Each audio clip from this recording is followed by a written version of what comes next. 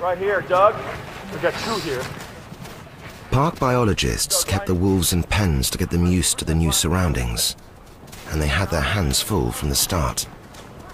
Even after 10 weeks, the Canadian wolves still had a healthy disrespect for human company. The plan to fit radio collars to monitor the wolves' progress and location proved challenging. But local officials had more serious worries. Once released, would the wolves leave the park and start preying on livestock instead of the wildlife? If they did, the project was doomed. As the date of the releases approached, park biologists like Doug Smith really had no idea what would happen once the doors to the pens were opened.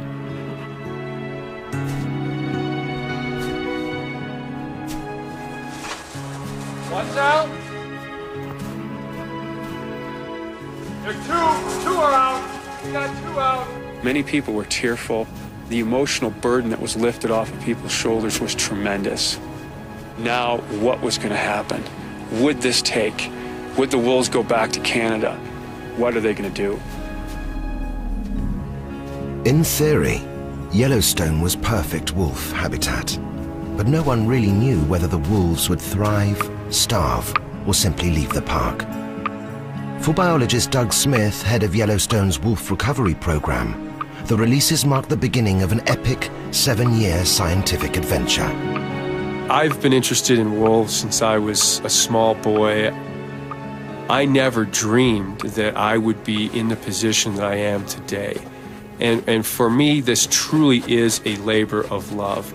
I love going to work every day.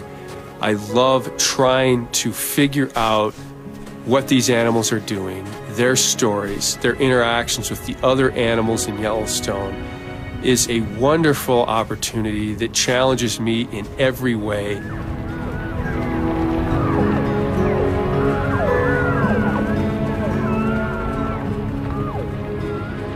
To keep track of the wolves, Doug's team have fitted radio collars to about 1/3 of the animals. When the batteries run out, the collars have to be replaced. Okay, we got one. Okay, we'll watch him. There's one coming behind you.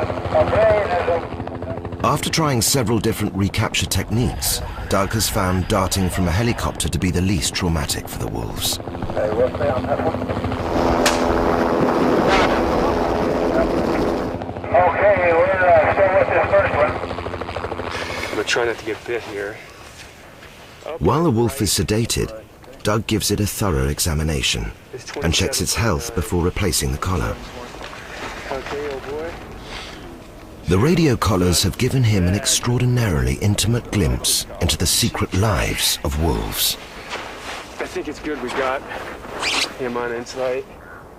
The wolves he's come to know best were a pack released in the shadow of Druid Peak in 1996. The Druid pack initially seemed to adjust well to Yellowstone, but more than a year later they wandered out of the park and the pack leader was shot. Command of the 7 wolves fell to his mate, the alpha female, a beautiful wolf, but a violent one.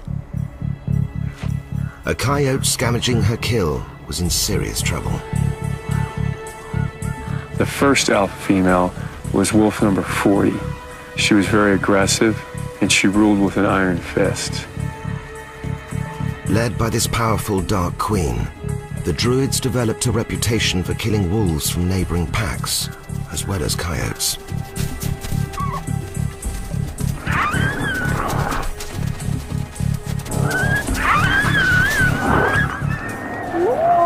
A stranger from a rival pack, a young male known as Number 21, entered the Druids' territory.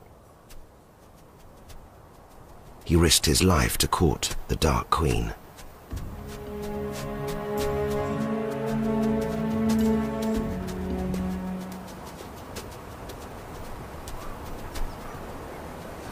His gamble paid off. Number 21 managed to win her over and became the alpha male of the Druid pack. The union of these two wolves did not go unnoticed. The Dark Queen's sister, number 42, was watching.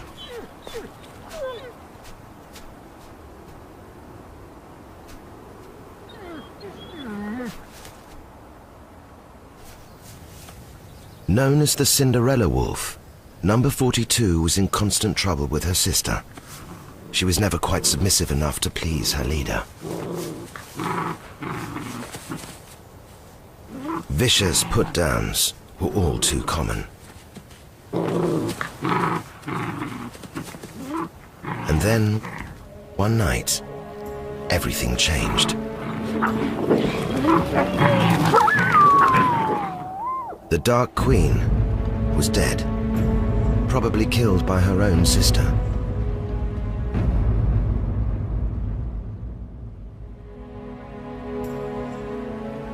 The next day, the once lowly Cinderella wolf claimed the den of the Dark Queen for her own pups. The Druid pack had a new leader. She took her sister's mate for herself. And she raised her sister's pups as well as her own, and a third litter as well. They had 21 young mouths to feed. The Druids took turns babysitting and feeding them all.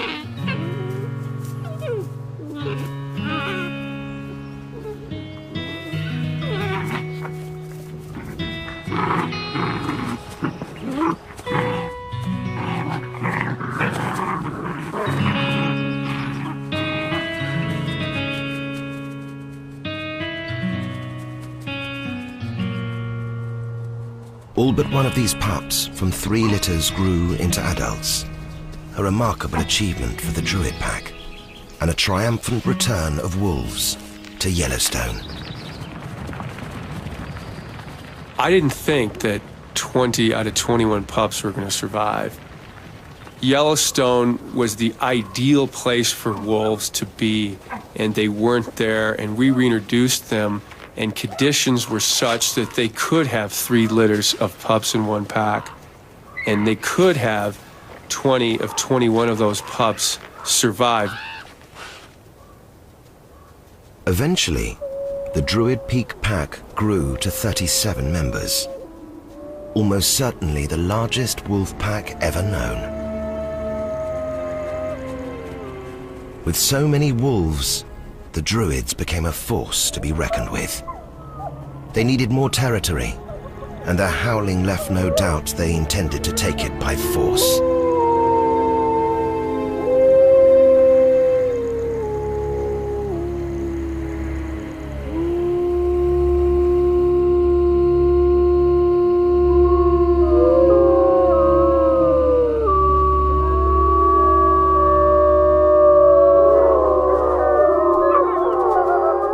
The first thing that happened when the Druid Peak pack grew was they had to get more territory.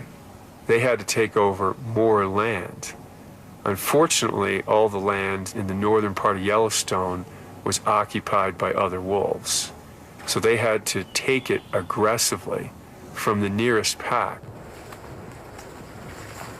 In the no man's land between the Druids' territory and their neighbors, Doug and his team found grim evidence of fierce border skirmishes.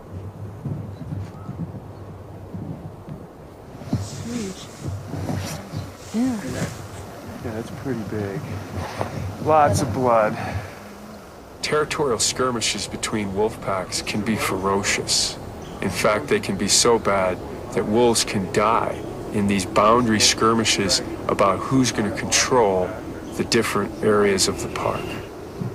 But this area right here is a major zone of tension between these two packs. Their territorial boundaries pretty much abut here, and 3 wolves have died in 3 years right along this boundary. The Druids almost certainly killed this wolf in pursuit of more prey and more territory. But their grey fur shows that time is catching up with the Druids' alpha pair. The once black Cinderella wolf and her dark partner have entered their twilight years. I feel a lot of kinship with 42 and 21 because I'm watching them gray and I'm starting to gray along with them. So all this stuff pulls me in a lot of different ways, so I'm bonding with the study subjects. Now 7 years old, 42 and 21, the alpha pair, have outlived most of their contemporaries. But they won't be allowed to enjoy their golden years in peace. Trouble comes in the form of number 113, a powerful young male, a lone wolf. The unique thing about 113 is he's so big, and how we referred to him was that big male wolf. In the prime of his life, number 113 has one thing on his mind, a mate. But Druid turf is a dangerous place to come courting. Caution takes hold, and the big male wolf has second thoughts about advancing further. And it's 21, the old man of the Druids, who chases him off.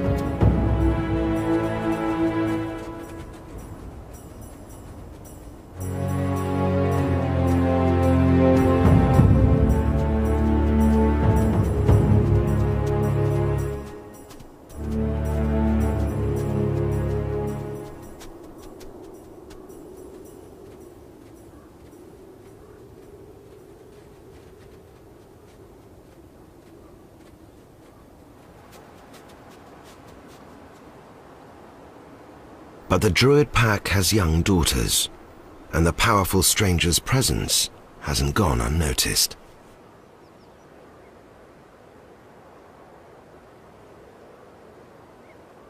She's interested, but nervous. A meeting between wolves from different packs is a tense and dangerous affair. These behaviors are quite ritualized. The animal stands very stiffly, facing the oncoming wolves.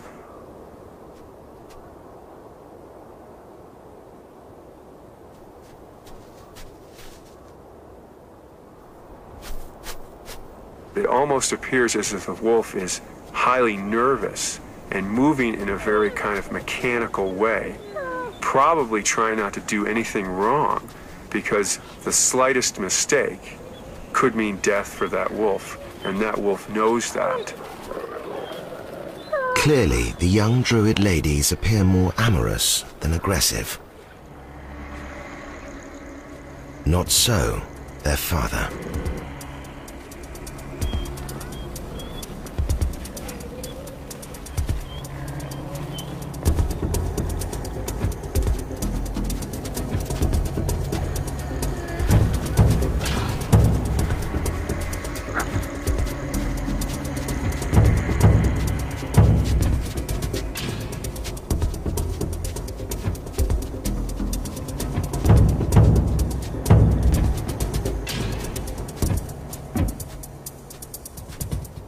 Trespassers are not tolerated by senior Druids. Big number 113 is seen as trouble. Humbled and submissive, one daughter comes crawling back to her father. She may be young, but she's a Druid, and the pack still howls as one. For the moment.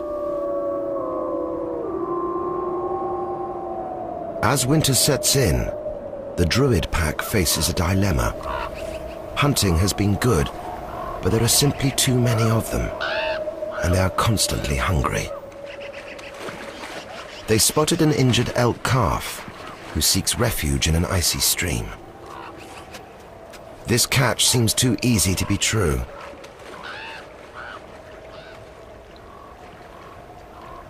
But it means getting drenched, and the wolves are not sure it's worth it.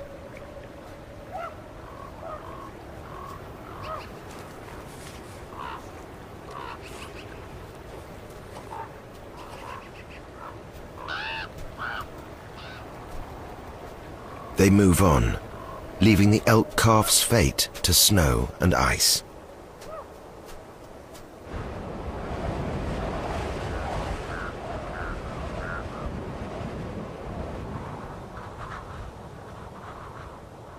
Winters in Yellowstone are merciless. temperatures can drop to 50 below.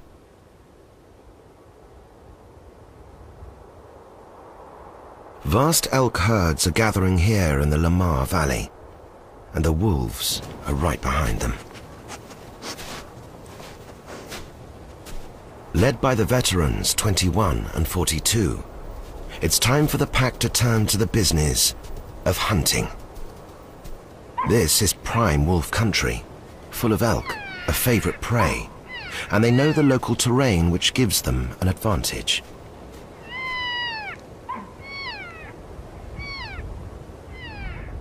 Wolves, one of the most important ways they hunt is by getting a good look at their prey. So what the Druid Peak Pack likes to do is use Lamar Valley and the wide open space there to get the elk herds moving. And in that way, they can examine the elk. 21, the alpha male of the Druid Peak Pack, is oftentimes the leader of the hunt. He's the oldest, most experienced, arguably the wisest wolf in the pack, and so he understands what elk can be pursued. But he might not necessarily be the most aggressive wolf in the hunts. He allows some of those younger wolves and their enthusiasm come forward to take care of the initial stages of the hunt, and he'll move in towards the end. With so many wolves, the Druid Pack employs a scattergun tactic, fanning out to break up the herd.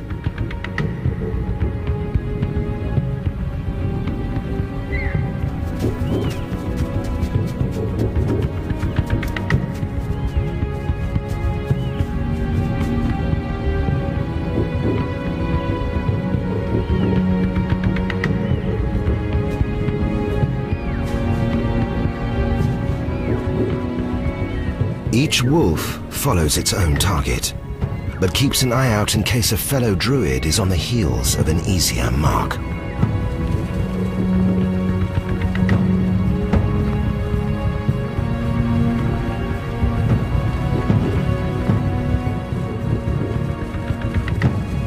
Like an experienced general, 21 oversees the attack, leaving the hard work to the younger troops.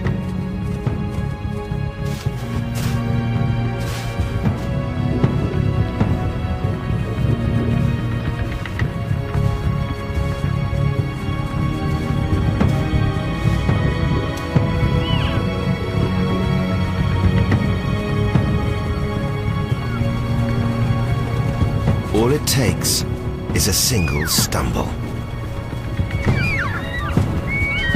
The takedown is the most dangerous moment. A frightened elk can easily deal a fatal blow with its sharp hooves. But the druids have experience on their side. The prey is overwhelmed. With so many hunters, the carcass will be quickly stripped to the bone. There will be little left for scavengers.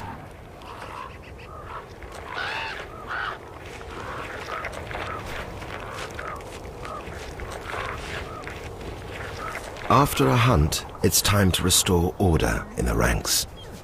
The alpha female, 42, demands submission from her daughters.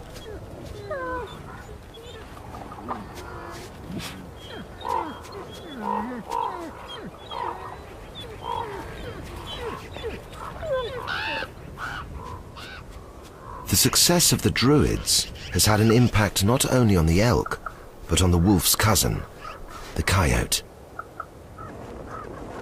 Continually harassed by wolves, its numbers have fallen by half in the Lamar Valley.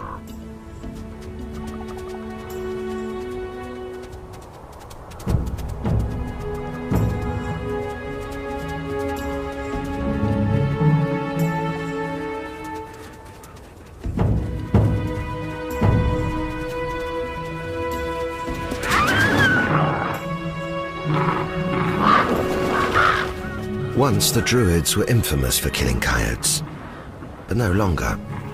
This young wolf wants a playmate, however reluctant.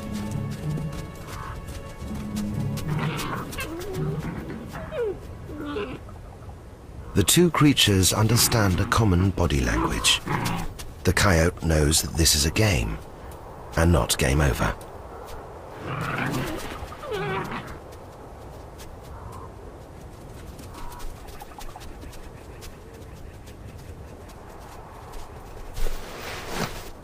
Although the Druid pups are 10 months old, nearly full grown, their puppyish curiosity and appetite for play are still very much alive.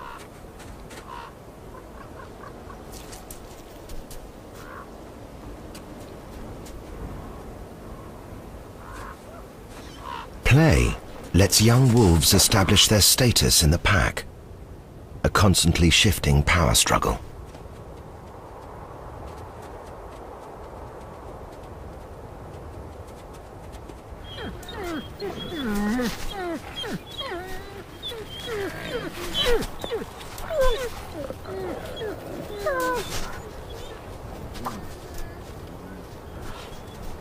But while the pups play, there is trouble stirring. The pack has reached a critical size. It can no longer feed everyone. It's time for the yearlings to strike out on their own, and the rest of the pack can't emphasize the point strongly enough.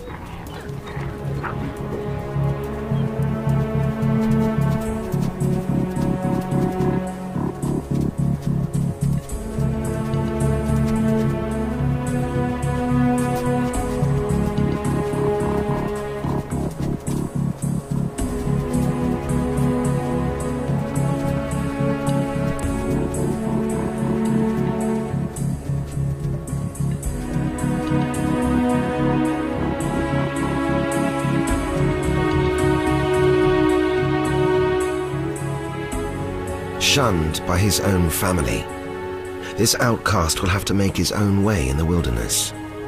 If he's lucky, he'll find a young female and start a new pack. If he's unlucky, he may be killed by a rival pack or starve.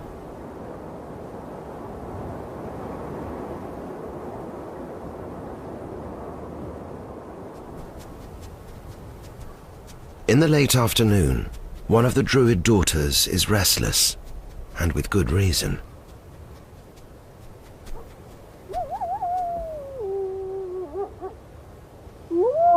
One 13, the lone male, is back again and looking for a mate.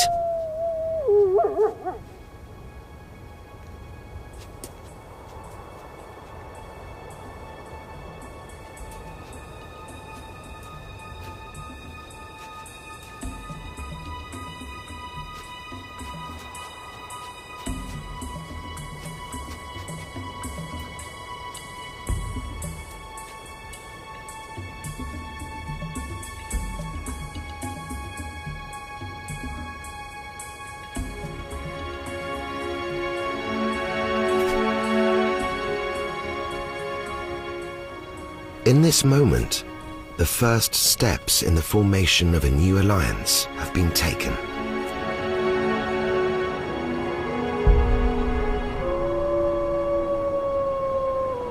And as day gives way to night, there is a clear declaration that a new pack is born.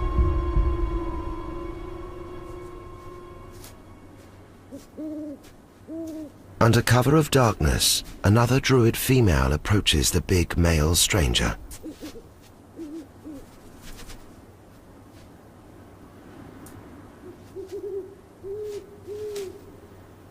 And then an adolescent male. A new force is gathering, but it's still on Druid territory.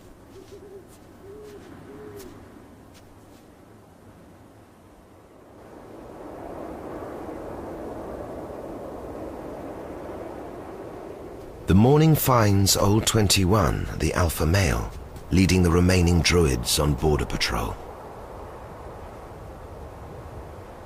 This is not a good time for the new pack to be caught out in the open, and a very bad time to be caught mating. Mother and father suspect nothing as yet. The new gang spots the patrol. It's definitely time to leave. At the top of the ridge, a team of Druids seals off an escape route. The big male stranger takes no chances. He leads his band of recruits into no man's land. On the way out of the valley, he's joined by several more druid deserters.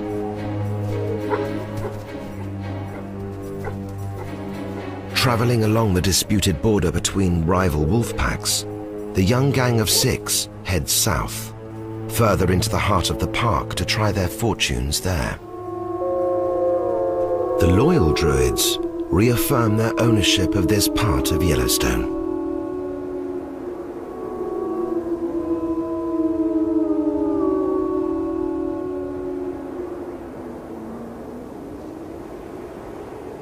To follow the wolves of the interior, Doug and his team were also headed deep into the backwoods of the park, far off the beaten path.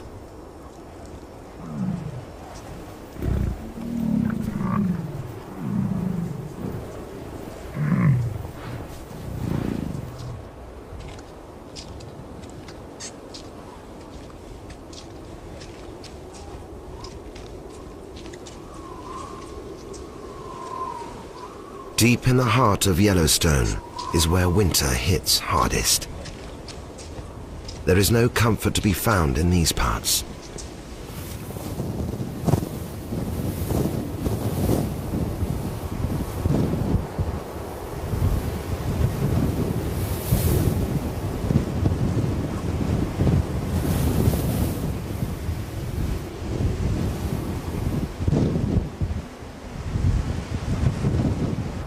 During their study, the scientists have observed that predator and prey actually communicate with each other during a hunt. Over countless numbers of years, elk have developed signals that advertise their strength and fitness to wolves. And wolves have developed the ability to guess when the elk are cheating. These elk are signaling that they're strong by energetic and exaggerated trotting.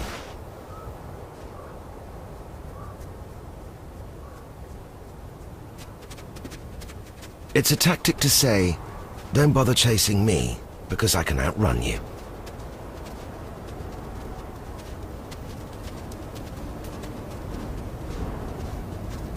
Sometimes, the wolves will call their bluff and continue to chase the elk. It won't be long before any weakness will be found out.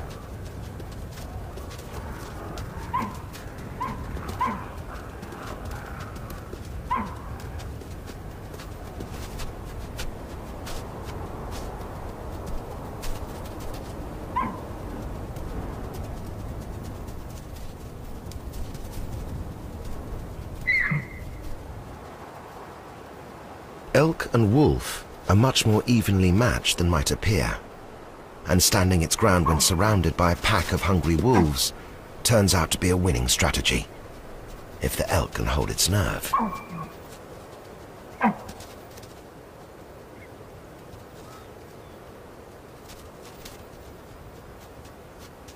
Wolves can be killed by their prey, and we've had 6 wolves die in Yellowstone because of their prey.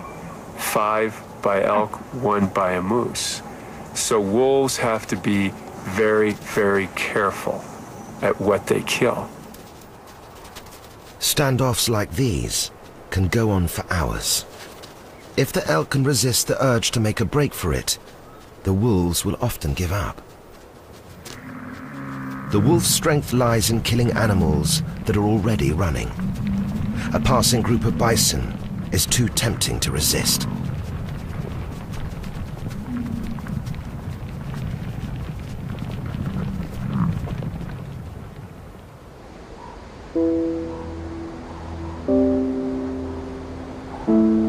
The Yellowstone winter finally loosens its grip and gives way slowly to spring. The winter has culled the weak and the old. Only the fittest have survived.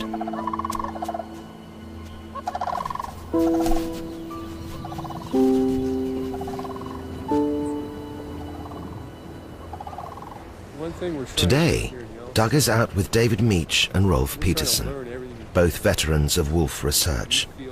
They're looking for a bison carcass that was spotted from the air. Just once in a lifetime. even longer than that. Well, I didn't see this big mud hole before. Doug and his team meticulously document every wolf kill they find and conduct a death scene forensic investigation. Okay. Wow, that's got an extra tooth. Yeah, look at Right that. there. Right? Yeah.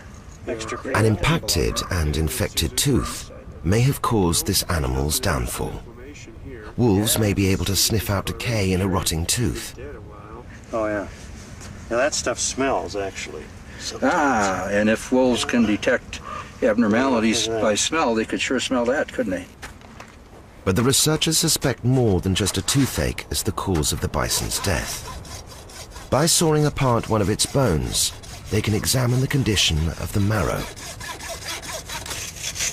Oh, look at that. Wow. Wow. Look at that. There's no fat in there, whatever. Oh, geez, yeah. I mean, it's water. yeah. It's water. It's No fat in the marrow means the animal was It starving. would have been dead even if the wolves hadn't killed it. It just couldn't have gone anywhere. Yeah. Wolves did it a favor. The spring thaw has thinned the ice.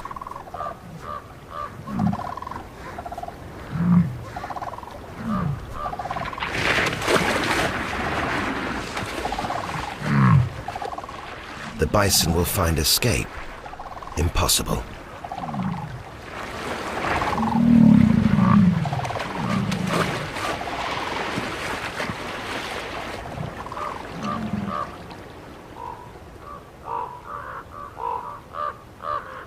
Ravens are the first to discover a carcass.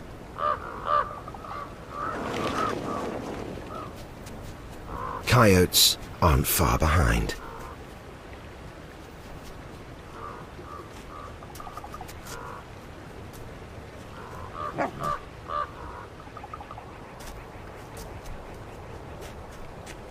He's earned the right to have the first go at the soggy carcass.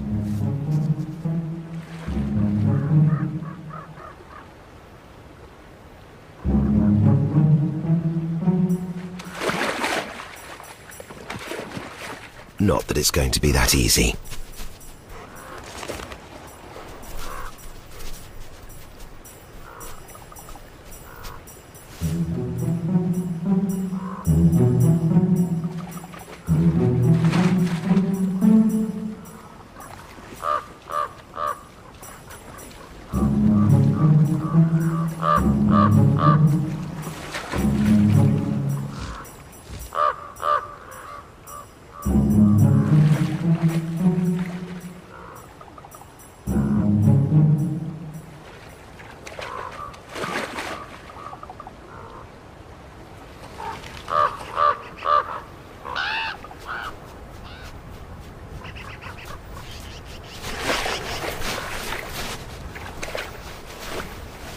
This is not one of his better days.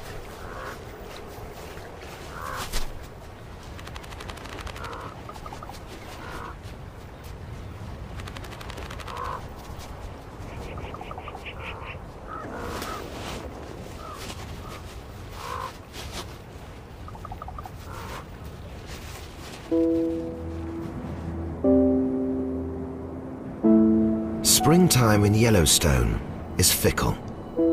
In the Lamar Valley, the blink of an eye, and winter is back again.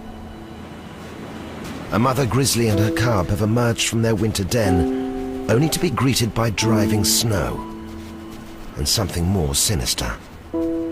Druids. There is no love lost between Yellowstone's top predators.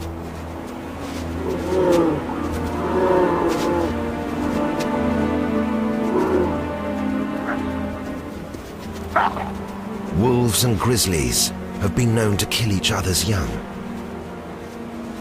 You'd think an aggressively protective mother bear would be best left alone.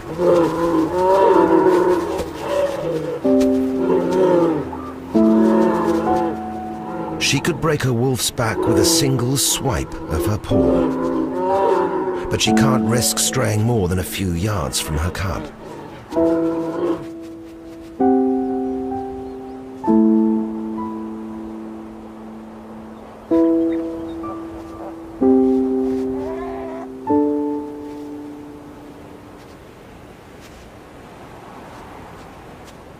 Finally, the Druids lose interest in bear baiting, and the mother and cub can go their own way.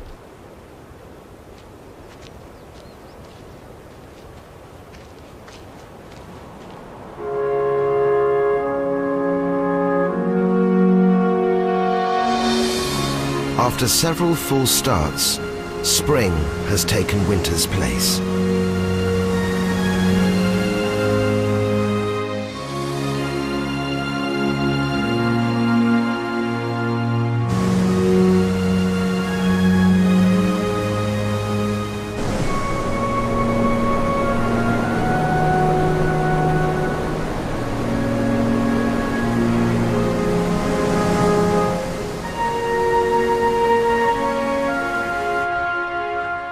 With the cloak of winter lifted, the Lamar Valley is barely recognizable. There are newcomers here, just getting to know the place.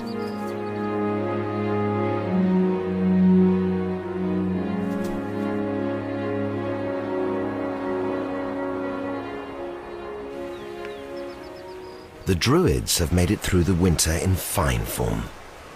Old 21 and 42 still at the helm. At this time of year, the pack splits up. The wolves won't need to hunt as a large team. Now their prey is elk calves.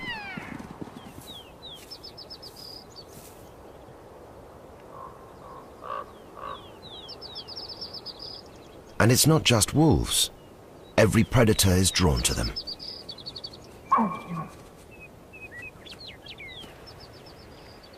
There may be competition between wolves and grizzly bears for elk calves.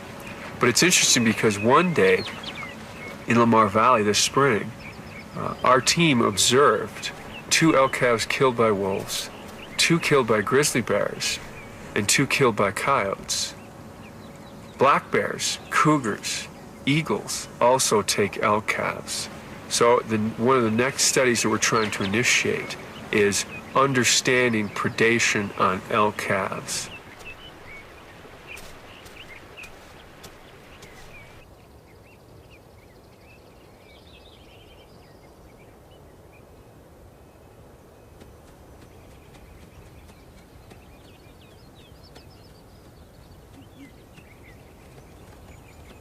The calves are nimble and quick even at this young age.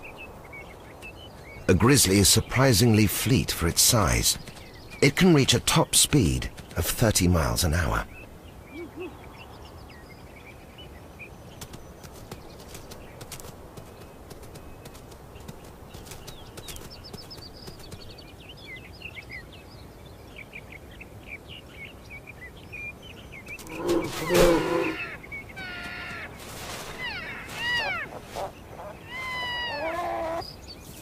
Grizzlies have young to feed too.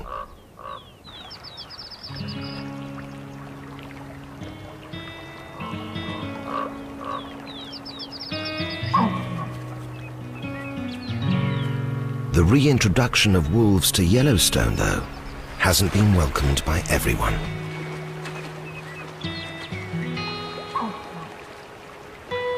Local sports hunters, for one, don't like competing with the wolves.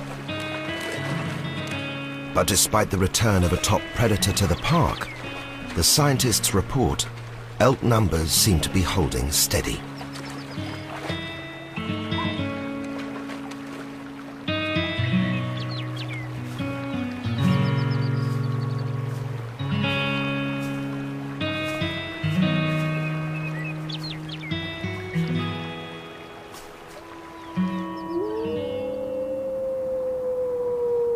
But the controversy has spread beyond the park. Nearly half of the wolves now live outside Yellowstone, where they are often not welcome. Local ranchers feared for the loss of their cattle, but after 7 years, the true losses have been far lower than many ranchers had predicted.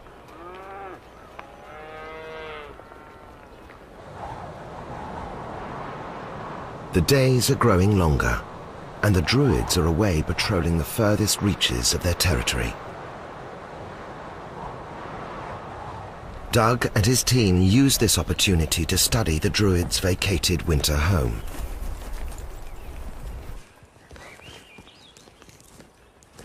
Den sites are treasures. You get a view into the wolf's world. You know, it's just like going to your house after you've moved out. Okay. Oh yeah, it goes back a ways. Can you see the main chamber at the end? I can. They've found that females make dens in caves, dig under tree roots, and even take over beaver dams. It's a narrow entryway with a big chamber at the end. It might go at least 16 feet. An entrance that probably a grizzly bear couldn't get down, but a chamber that was pretty roomy and comfortable. The Druids themselves are now long gone, spending the summer at a rendezvous site. Their 2-month-old pups stay here, making the most of the lush period of sunshine, while most of the pack hunts.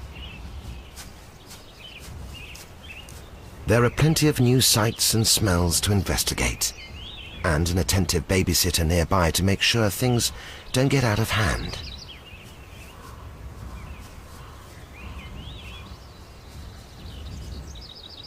For the next few summer months, the rendezvous site will be the focal point of their young lives. Though adults often go their separate ways to hunt, they return to the rendezvous site to feed the pups and keep in contact with the rest of the pack.